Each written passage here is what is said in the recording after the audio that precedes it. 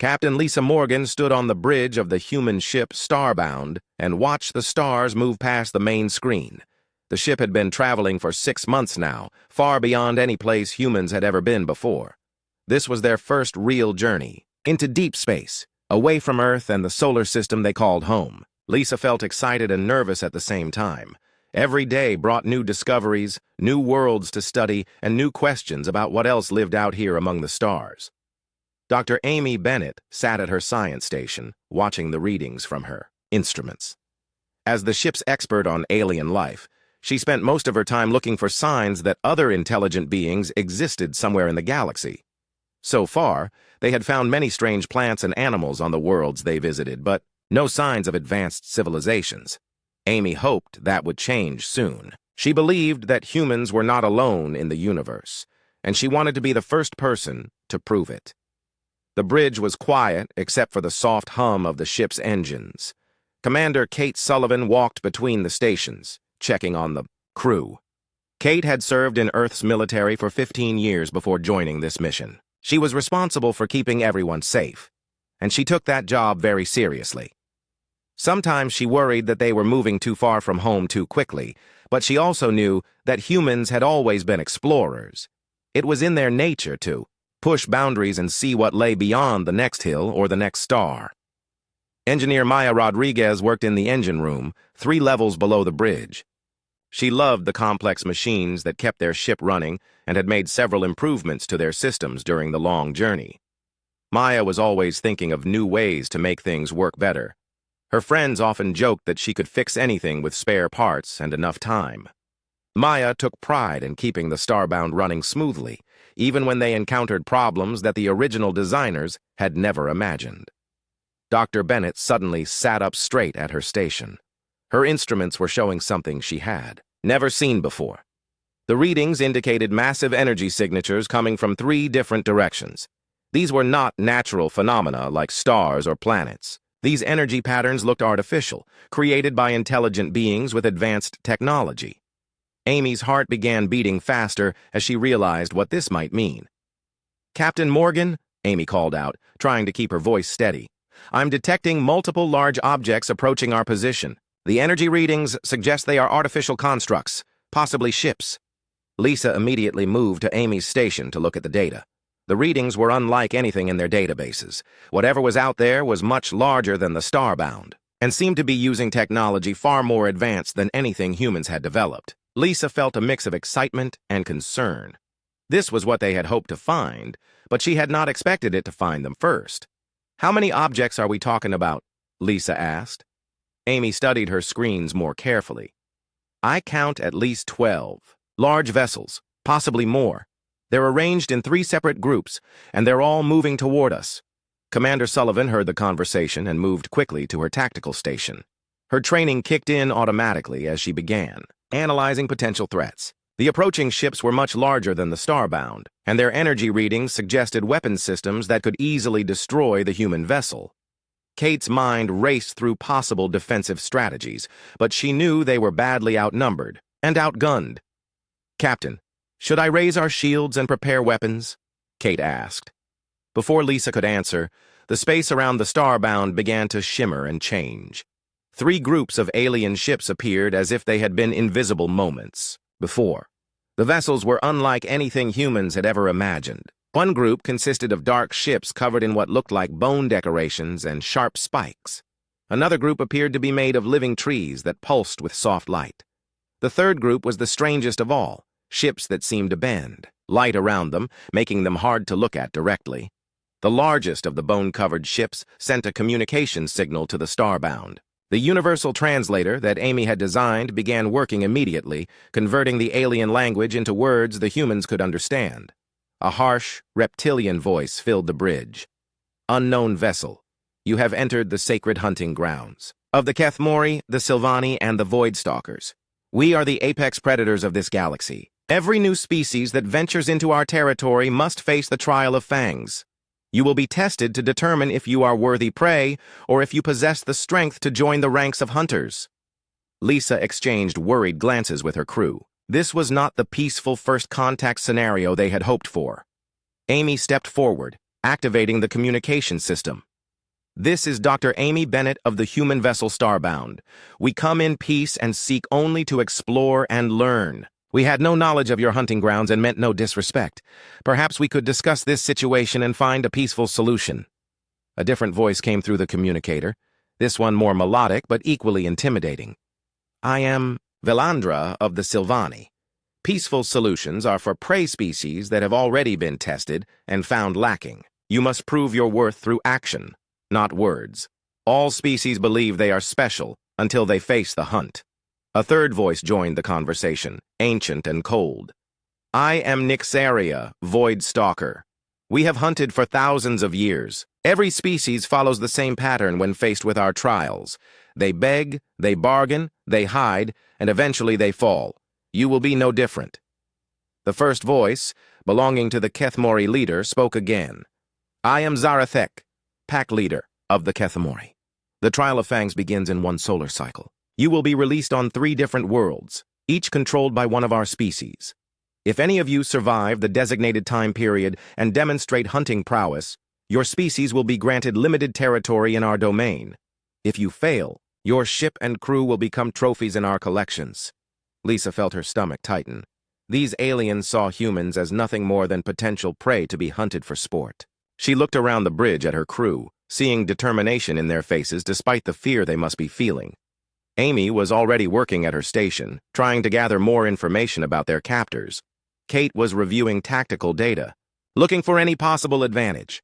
Maya's voice came over the intercom from the engine room, reporting that their ship was being held in place by some kind of tractor beam. "What exactly does this trial involve?" Lisa asked, buying time to think. Zarathek seemed amused by the question.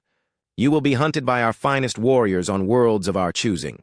The environments will test your survival skills, while our hunters will test your combat abilities and cleverness. Most species last less than 1 day.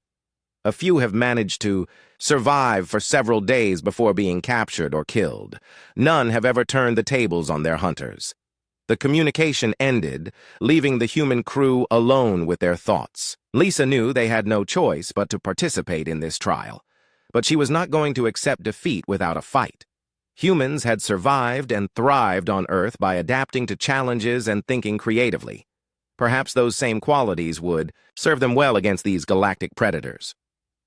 Maya's voice came over the intercom again. "Captain, I'm analyzing their tractor beam technology. It's definitely more advanced than our systems, but I might be able to learn something useful from it. Give me some time." Lisa nodded, even though Maya could not see her from the engine room. "Do what you can, Maya. We're going to need every advantage we can get." Dr. Bennett looked up from her instruments. "Captain, I'm detecting significant differences in the technology and biology of these 3 species. They may be allies, but they're definitely not the same kind of beings. That might be something we can use." Commander Sullivan had been quiet, studying the tactical situation. Finally, she spoke. "Captain, we can't outrun them or outfight them with conventional tactics. But humans have always been good at changing the rules of the game. Maybe instead of playing their hunting game, we find a way to make them play ours." Lisa felt a spark of hope at Kate's words. The aliens expected typical prey behavior from humans, but humans had never been typical about anything. Throughout their history, they had faced extinction-level threats and found ways not just to survive, but to thrive. Ice ages, predators, diseases, wars, natural disasters. Humans had overcome them all through adaptability, cooperation, and sheer stubborn refusal to give up. "You're right, Kate," Lisa said, her voice growing stronger. "They think they know what we are, but they've never encountered humans before. Let's show them what that really means." The crew spent the remaining time before the trial began preparing in ways their alien captors could never have anticipated. Rather than simply accepting their fate as prey, they began planning to become something these ancient predators had never faced before. Humans who refused to play by anyone else's rules. The trial began exactly 1 solar cycle later, just as Zarathek had promised. Captain Lisa Morgan found herself alone on a world that seemed designed to kill anything that set foot on it. The ground beneath her feet was black volcanic rock that still radiated heat from the molten core below. Geysers of superheated steam shot up from cracks in the surface without warning, and the air shimmered with dangerous heat waves. Red lava flowed in rivers across the landscape, creating an ever-changing maze of death. This was the Keth Mori hunting ground, and Lisa could already hear the reptilian voices of her hunters echoing across the barren wasteland. Dr. Amy Bennett materialized on a completely different type of world. She stood in the middle of a vast forest where every tree seemed to glow with its own inner light. The plants around her moved and shifted even though there was no wind. Flowers opened and closed like watching eyes, and vines reached toward her with obvious intelligence. The air hummed with strange energy, and Amy could sense that the forest itself was alive and aware of her presence.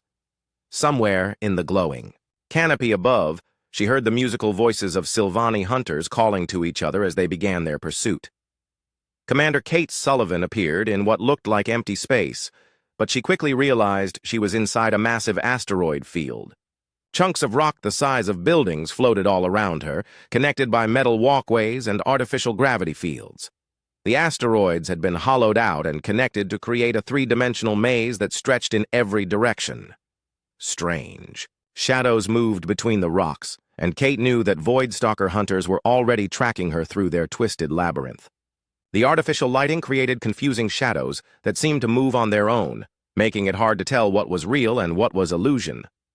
Back on the Starbound, engineer Maya Rodriguez worked frantically in the engine room while monitoring the life signs of her three crewmates. The alien ships surrounded the human vessel, but Maya had noticed something interesting about their tractor beam technology. Instead of just holding the ship in place, the beam seemed to be analyzing their systems and learning how human technology worked. Maya realized this was not just a trial for the crew members on the planets below. It was also a test of human engineering and adaptability. On the volcanic world, Captain Morgan quickly discovered that the Keth Mori hunters were not just dangerous because of their weapons and technology. The reptilian aliens seemed perfectly adapted to the harsh environment, moving across the lava flows as easily as humans walked on solid ground. Their scaly skin protected them from the heat, and their natural hunting instincts made them excellent trackers. Lisa watched from behind a rock formation as three Keth Mori warriors spread out to surround her position. They moved with the coordinated precision of pack hunters who had worked together for years. But Lisa had advantages that the Keth Mori did not expect. Her years of military training had taught her to think tactically about any environment, and her human brain was designed to find patterns and solutions even in chaotic situations. As she watched the lava flows, she began to see not just obstacles, but potential tools. The geysers of steam that erupted randomly could provide cover or distraction.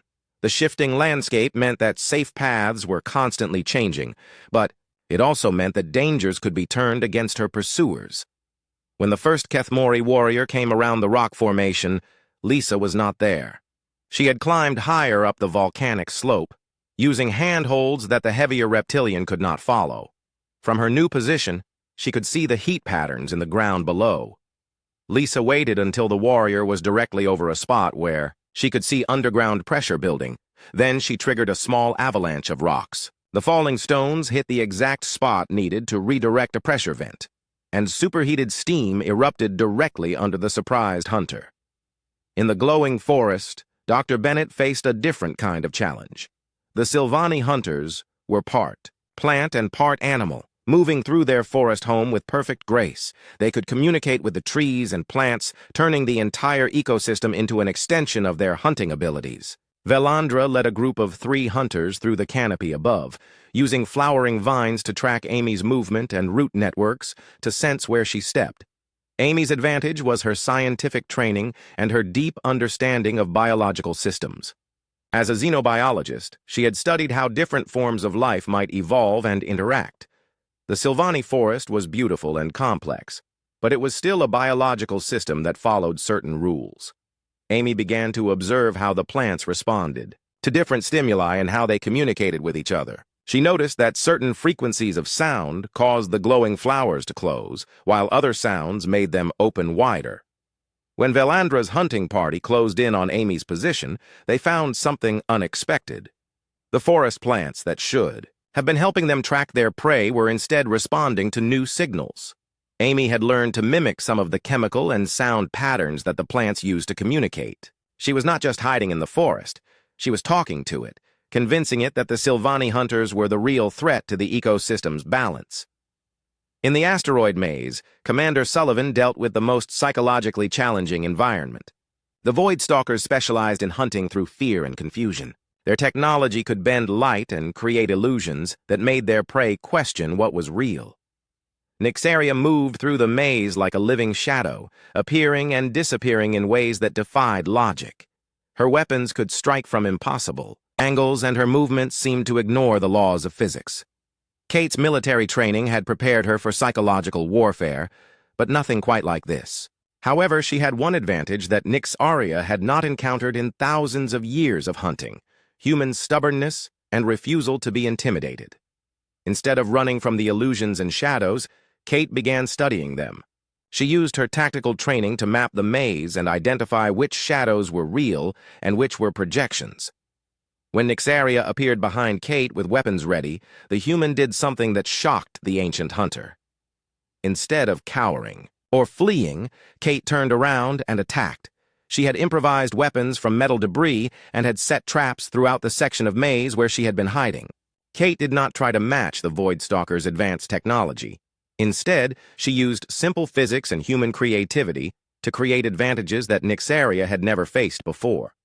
On the Starbound, Maya Rodriguez made a breakthrough discovery. The alien tractor beam was not just analyzing human technology, it was also vulnerable to human innovation. Maya had been secretly modifying their communication systems while appearing to comply with their captor's demands. She discovered that the three alien species used different communication frequencies that did not always coordinate perfectly with each other. Maya began broadcasting subtle interference on those frequencies, not enough to be detected as an attack, but enough to cause small delays and confusion in the coordination between the hunting fleets. She also used the time to study the alien ship designs and began developing countermeasures that could be implemented quickly if needed. The most surprising development came when all three hunting parties reported the same phenomenon to their fleet commanders. The human prey was not behaving according to any known pattern. Instead of running and hiding until they were caught, the humans were actively engaging their hunters. Captain Morgan had turned the volcanic environment into a weapon, using geological features to attack her pursuers. Dr. Bennett had somehow gained control over plants that should have been loyal only to the Sylvani. Commander Sullivan was laying traps and ambushes like a predator rather than prey. Zarathek contacted the other fleet commanders with growing concern in her voice.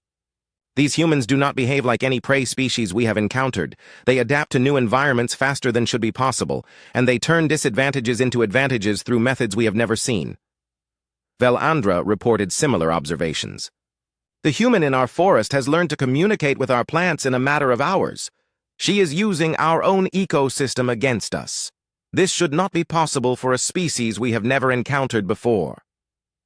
Nyxaria's report was the most disturbing of all. The human in our maze shows no fear. She studies our illusions instead of being confused by them. She has turned our psychological warfare into a learning opportunity. I have never encountered a prey species that treats being hunted as a chance to gather intelligence about their hunters. The three fleet commanders began to realize that they might have made a serious error in judgment. These humans were not typical prey, and this trial was not proceeding according to any pattern they had seen in thousands of years of hunting.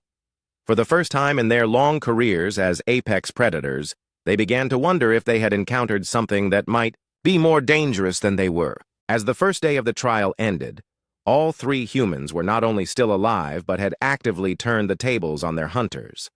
The galaxy's fiercest predators found themselves in the unfamiliar position of being studied, analyzed, and outmaneuvered by beings they had assumed would be easy prey. The trial continued, but the roles of hunter and hunted were beginning to blur in ways that would reshape the balance of power in the galaxy.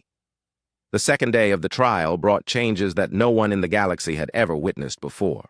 Captain Lisa Morgan was no longer running from her Kethmori hunters. She was hunting them. During the night, she had studied their movement patterns and discovered weaknesses in their pack coordination. The reptilian warriors were used to prey that remained predictable, But Lisa had spent the dark hours setting up a series of traps and ambushes that would turn their own hunting grounds against them. The first Keth Mori to fall into Lisa's trap was a young warrior who had separated from his pack to investigate strange marks left in the volcanic ash. Lisa had deliberately created a trail that led to a narrow canyon where she had loosened rocks above and redirected a lava flow below. When the warrior entered the canyon, Lisa triggered both traps simultaneously. The rocks fell from above while molten lava cut off his escape route. The warrior found himself trapped in a situation where his prey had become his captor. Lisa appeared at the edge of the canyon and spoke to the confused hunter below.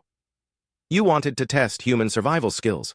Now you can test Keth Mori survival skills while I watch."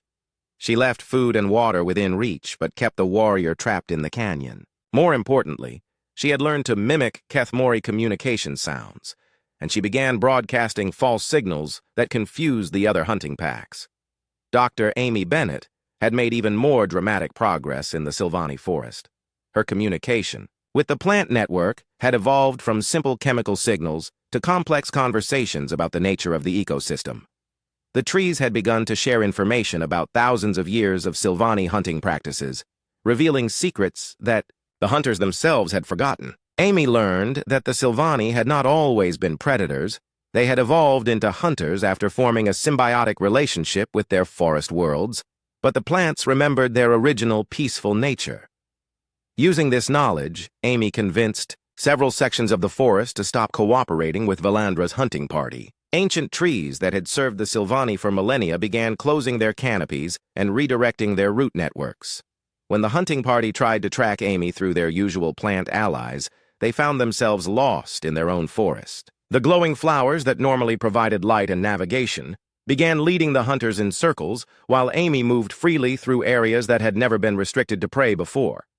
Valandra herself became separated from her hunting party, when the forest paths literally changed around her. Trees moved their branches to block familiar routes while opening new passages that led deeper into unexplored sections of the forest.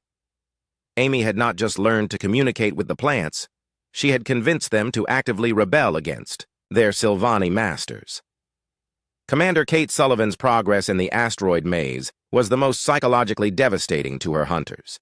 Nixaria had expected their duel to end quickly with the humans' defeat, but Kate had turned the encounter into a learning experience about Voidstalker technology and tactics. Instead of being intimidated by the ancient hunters' advanced weapons and illusion-casting abilities, Kate studied every attack and defense, mapping the limitations of technologies that had been considered invincible for thousands of years. Kate discovered that Voidstalker illusions relied on predictable psychological responses from their targets. The technology was incredibly advanced, but it was designed to exploit fear, confusion, and panic, emotions that Kate refused to experience. Her military training had taught her to remain calm and analytical under pressure, and she used that training to see through illusions that had fooled entire civilizations. When Nixaria realized that her psychological warfare was ineffective, she switched to direct physical combat. This turned out to be an even bigger mistake. Kate had improvised weapons and armor from asteroid debris, and she had spent hours studying the maze's layout and gravity fields. The battle that followed was unlike anything in Nixaria's thousands of years of experience. Instead of a quick victory over terrified prey, she found herself in an extended fight with an opponent who learned from every exchange and adapted new tactics faster than should have been possible.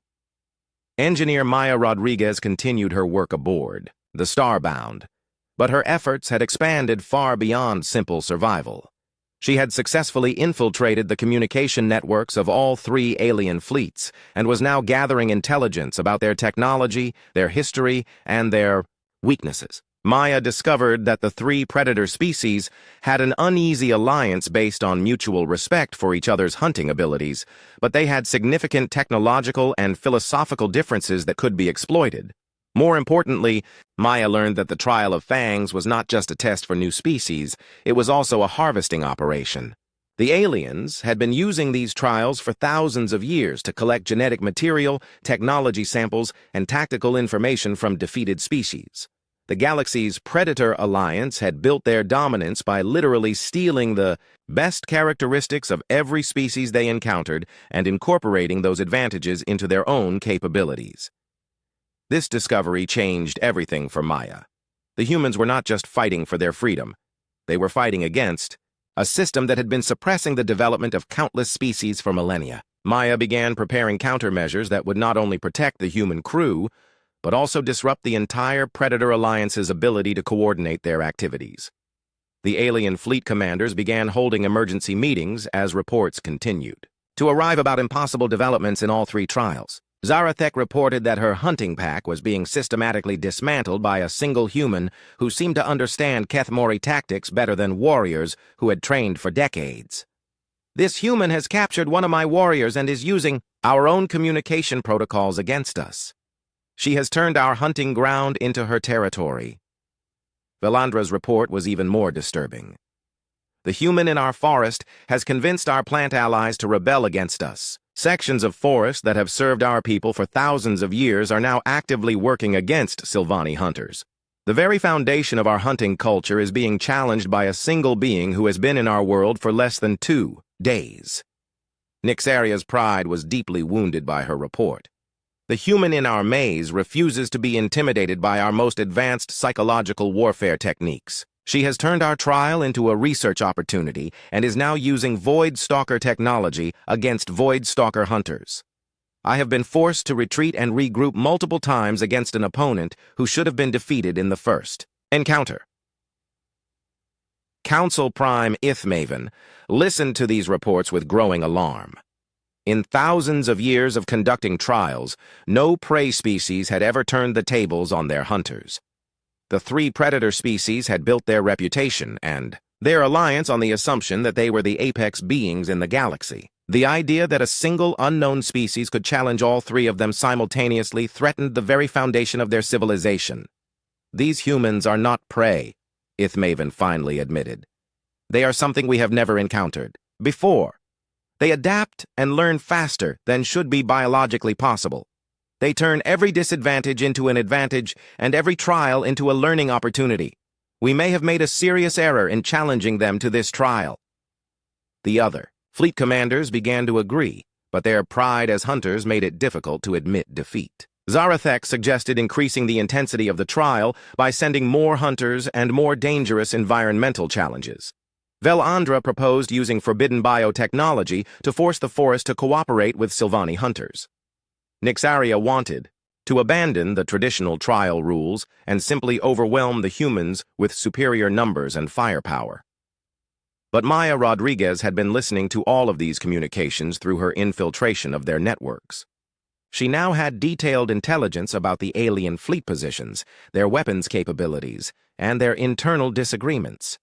More importantly, she had discovered the control frequencies for the technology that the Predator Alliance used to suppress other species development. Maya activated a signal that she had been preparing since the trial began. The transmission spread through all 3 alien fleets simultaneously, carrying a computer virus designed specifically to target the technology used to harvest genetic and technological information from defeated species. Within minutes, the Predator Alliance's entire intelligence-gathering network began shutting down. The effects were immediate and dramatic. Across the galaxy, dozens of species that had been held in technological stasis for centuries suddenly found their advancement artificially restricted systems failing.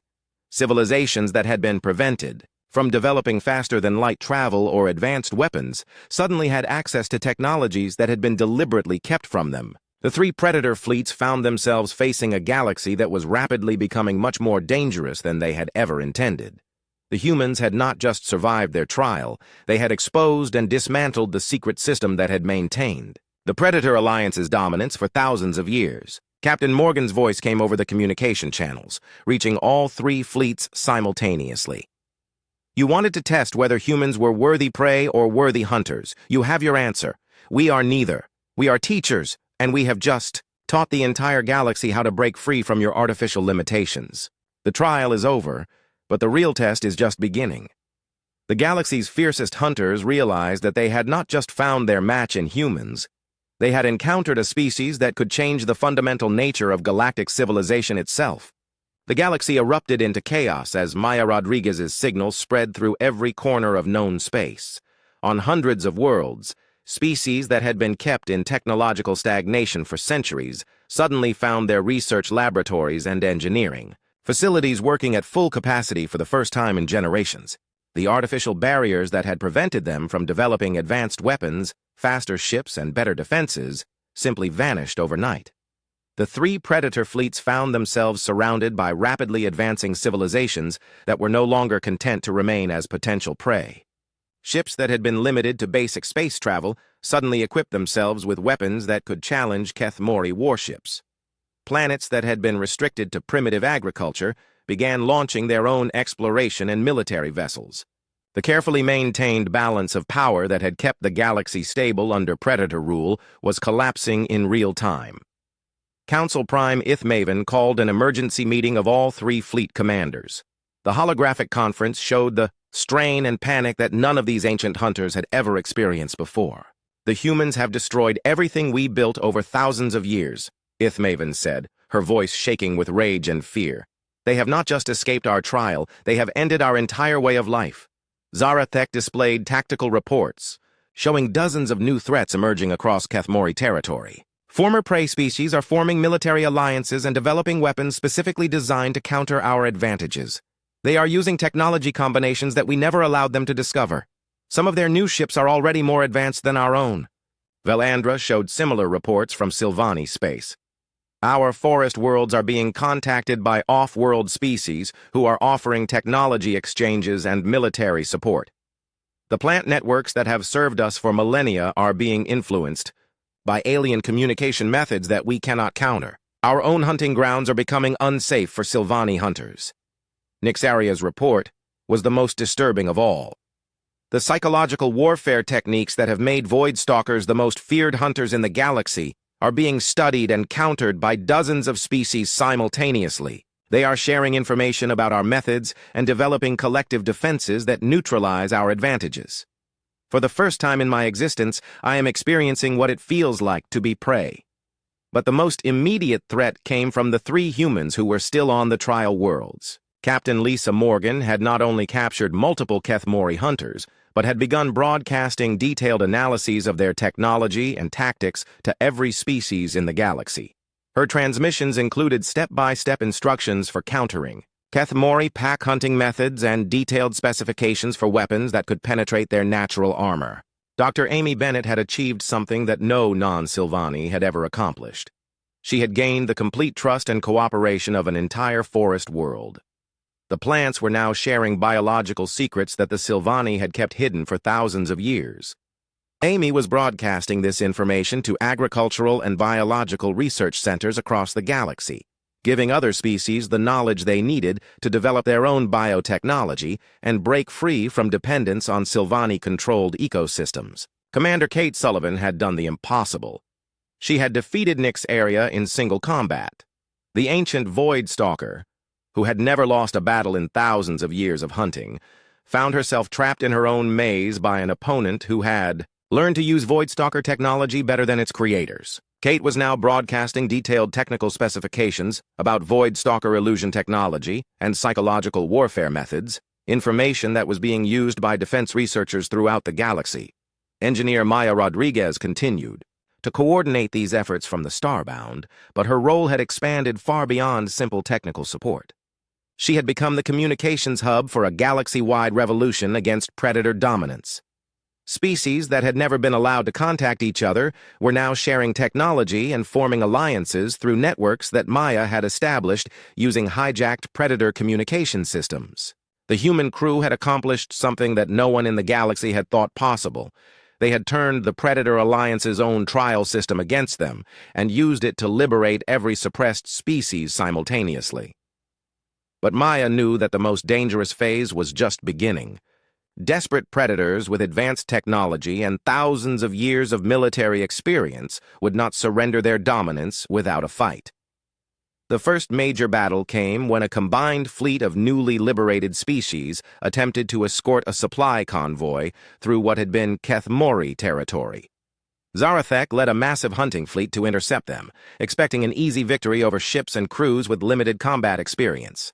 Instead, she found herself facing opponents who had been preparing for this exact confrontation by studying every piece of intelligence that Captain Morgan had provided. The newly liberated species used human-developed tactics that turned Keth-Mori pack hunting strategies into vulnerabilities.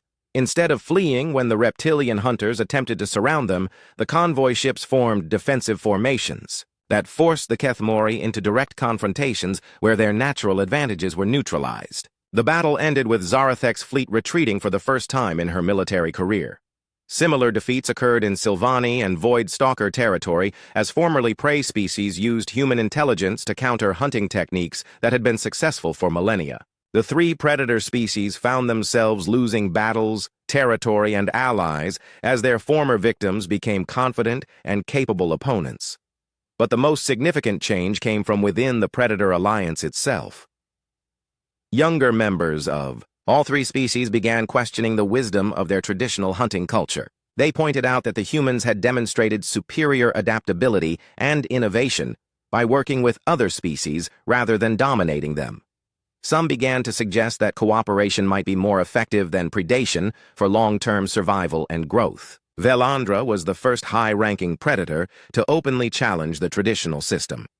After watching her hunting party be outmaneuvered by Dr. Bennett's alliance with the forest ecosystem, she began to wonder if the Sylvani approach to relationships with other species might be fundamentally flawed. The humans showed us that cooperation with our forest partners produces better results than dominance over them, she told the Sylvani Council. Perhaps we have been limiting ourselves by maintaining superiority over other species instead of learning from them. Nyxaria experienced a similar revelation after her defeat by Commander Sullivan. For the first time in her ancient existence, she had encountered an opponent who treated combat as a learning experience rather than a simple test of strength. The human did not try to match our technology or copy our methods, she reported to the Void Stalker leadership. She studied our capabilities and developed new approaches that were more effective than our traditional techniques. We have been so focused on maintaining our advantages that we have stopped innovating and growing. Even some Keth-Mori began to question their pack-based hunting culture after seeing how Captain Morgan had used individual initiative and creative thinking to outmaneuver hunters who relied too heavily on coordinated group tactics. The human succeeded because she was not limited by our traditional methods, one young Keth-Mori warrior argued. She adapted to our world faster than we adapted to her presence. Perhaps our strength comes not from following ancient hunting patterns, but from our ability to learn and change. These internal debates within the Predator Alliance created opportunities that the human crew was quick to exploit. Captain Morgan began broadcasting personal messages to individual alien hunters, offering to share human knowledge and techniques with anyone willing to move beyond the traditional predator-prey relationship. Dr. Bennett extended invitations for scientific collaboration to Sylvani researchers who wanted to explore new approaches to biological harmony. Commander Sullivan offered military training exchanges with any Void Stalker willing to learn human combat philosophy. Maya Rodriguez coordinated these outreach efforts while continuing to monitor the rapidly changing galactic situation. Her intelligence networks showed that the old order was collapsing faster than anyone had expected, but the transition was creating dangerous instabilities that could lead to widespread conflict if not managed carefully. The critical moment came when Council Prime, Ithmaven, issued an ultimatum to the human crew. You have destroyed the stability that our alliance maintained for thousands of years. The galaxy is descending into chaos as former prey species develop weapons and form alliances that threaten everyone's security. You must help us restore order, or we will be forced to use extreme measures to eliminate the threat you have created. Captain Morgan's response was broadcast simultaneously to every intelligent species in the galaxy. We did not create this chaos. We revealed the artificial constraints that were already causing stagnation and suppression.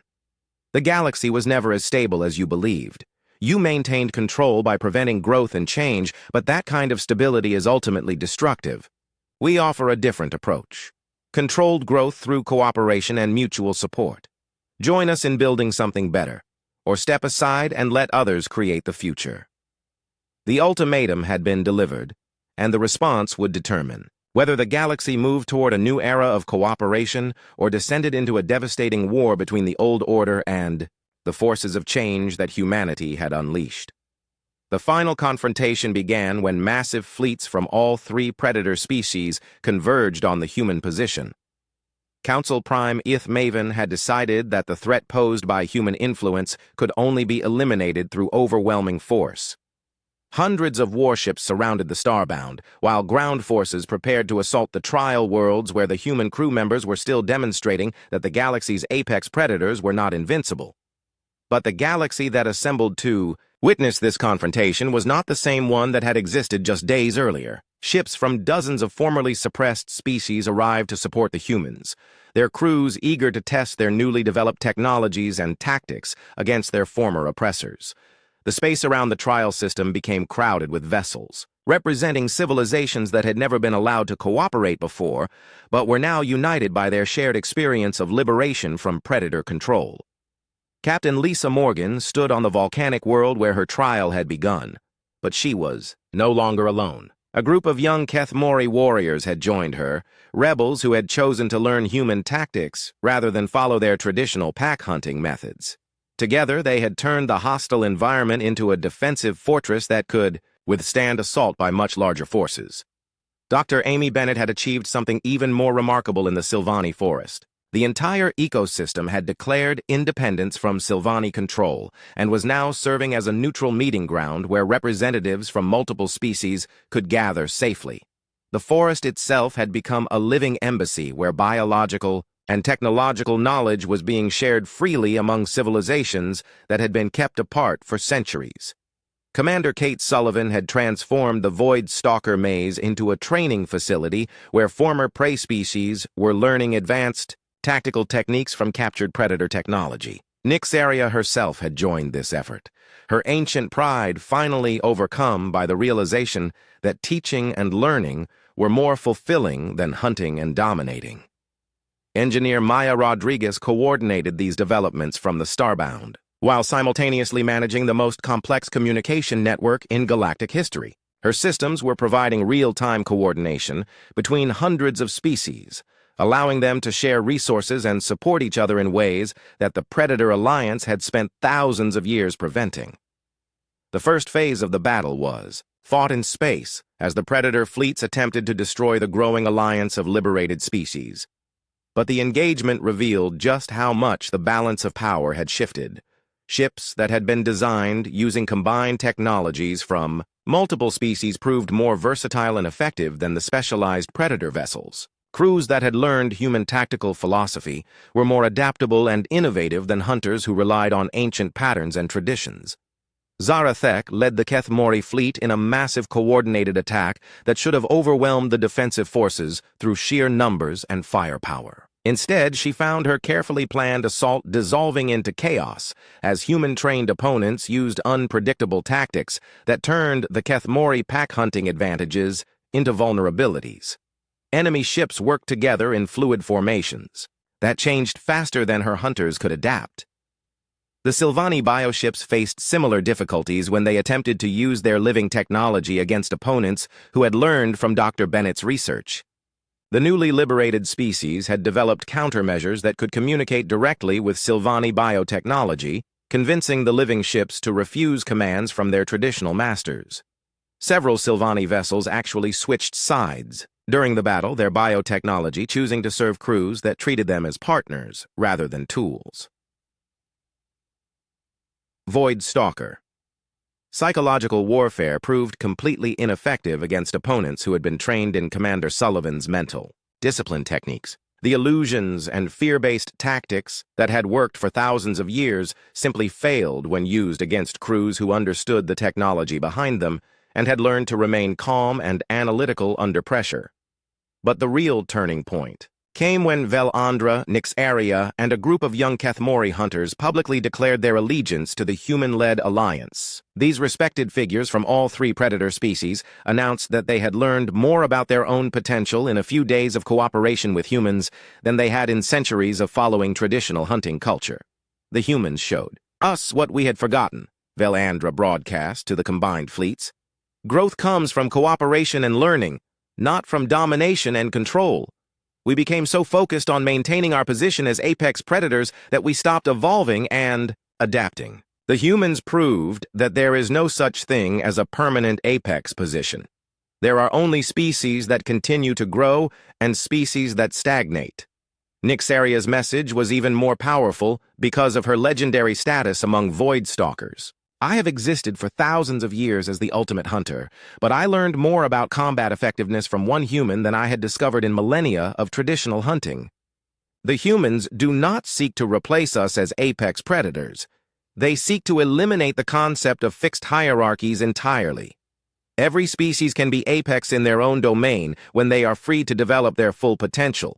The young Kethmori, who had joined Captain Morgan, added their voices to this rebellion against traditional predator culture. We were taught that strength comes from following the pack and maintaining established hunting patterns. The humans showed us that true strength comes from individual initiative combined with cooperative effort. We do not want to spend our lives hunting prey. We want to spend our lives learning and growing alongside partners. Council Prime Ithmaven realized that her alliance was fracturing from within as much as it was being defeated from without. The younger generations of all three predator species were choosing cooperation over domination, and even many older hunters were beginning to question whether the traditional system was worth defending.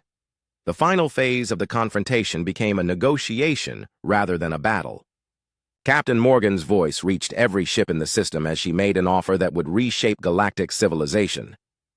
We are not here to destroy the Predator Alliance or to seek revenge for the suppression of other species. We are here to offer everyone, predators and former prey alike, the opportunity to be part of something better. The galaxy does not need apex predators controlling other species. It needs apex civilizations working together to solve problems that no single species could handle alone.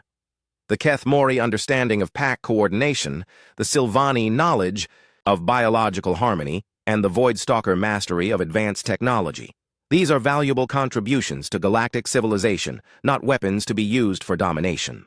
Dr. Bennett's research had revealed the true history of the galaxy, how the three predator species had originally evolved as natural parts of their ecosystems before developing the technologies and philosophies that led them to suppress other species.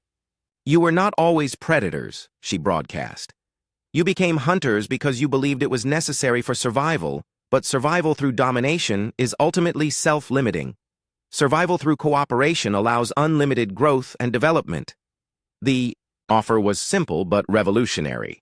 Instead of the traditional hierarchy with predator species at the top and prey species serving them, humanity proposed a network of equal partnerships where each species contributed their unique strengths to collective projects. Advanced technology would be shared freely, biological knowledge would be exchanged openly, and military protection would be provided cooperatively rather than through dominance relationships. Maya Rodriguez presented the technical framework for this new galactic civilization. Her communication networks would be expanded to include every species, allowing real-time coordination of research, defense, and exploration efforts. The artificial barriers that had prevented species from reaching their full potential would be permanently removed, and support systems would be established to help every civilization develop their unique capabilities to the maximum extent. The transformation was not immediate or easy. Many members of the Predator Alliance chose to retreat to isolated territories where they could maintain their traditional hunting cultures. Some former prey species struggled with the sudden freedom to develop advanced technologies and needed extensive support to adapt to their new capabilities. But the species that embraced the new cooperative model achieved remarkable results. Joint research projects between Kethmori engineers and former prey species produced technologies that neither could have developed alone. Silvani biotechnology combined with alien engineering created living ships and habitats that revolutionized space exploration and colonization. Voidstalker psychological techniques were adapted for peaceful purposes, creating educational and therapeutic methods that helped traumatized civilizations recover from centuries of suppression. Captain Lisa Morgan became the first human member of the new Galactic Coordination Council, working alongside representatives from dozens of species to manage the transition to cooperative civilization. Dr. Amy Bennett established the Institute for Biological Harmony, where researchers from Every species could study and develop biotechnologies for peaceful purposes. Commander Kate Sullivan founded the Galactic Defense Academy, where military techniques from all cultures were taught and developed for protection rather than conquest. Engineer Maya Rodriguez continued to expand and improve the communication networks that made galactic cooperation possible, ensuring that knowledge and resources could be shared instantly across vast distances. Her systems became the foundation for a new kind of civilization where no species would ever again be artificially limited in their development. The story concluded with a scene that would have been impossible under the old galactic order. Young, Kethmori, Silvani, and Void Stalkers worked alongside representatives from dozens of other species in integrated teams, solving problems and exploring possibilities that no single culture could have imagined. The galaxy's former apex predators had become teachers and partners in a civilization that valued growth over dominance and cooperation over control. The galaxy's fiercest hunters had indeed found their match in humans, but the match had not been about superior hunting skills or advanced technology. Humanity's greatest strength was their ability to see potential where others saw limitations, to build bridges where others built walls, and to transform competition into cooperation.